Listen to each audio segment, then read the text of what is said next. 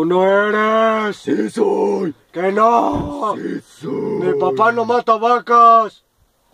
Yo tampoco. Tú fuiste el que mataste las vacas. No, pregúntale a él. Las dejaste exprimidas. No.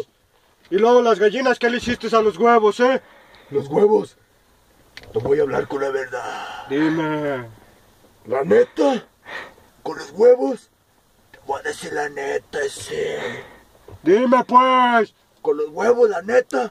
Sí me pasé de lanza, güey. Con los huevos no se juega. Pues yo sí jugué. De eso no se trata la cosa. Pero sí se trató. Enséñese a jugar bien. Sea limpio.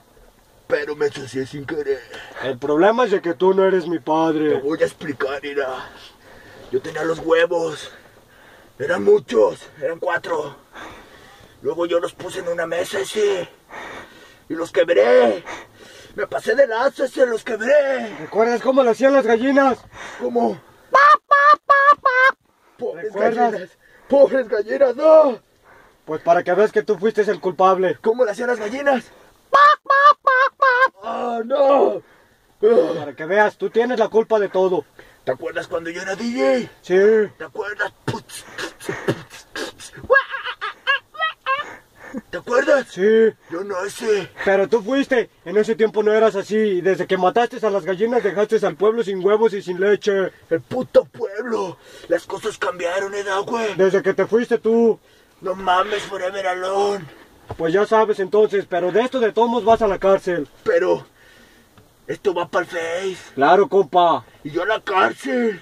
Así es, Así no va la cosa. Pues lo siento, compa. Así Finish, no compa, de la va. conversación. Pero, ¿y las gallinas? Se murieron, compa. Pero yo no los ataqué, güey. Las dejaste con el agujero bien ¡Que grande. no! ¿Qué sé?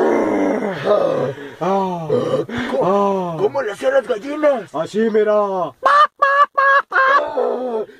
No, las gallinas. Para que veas, compa. ¿Te acuerdas cuando yo era DJ? Ya, lo siento. Finish, compa.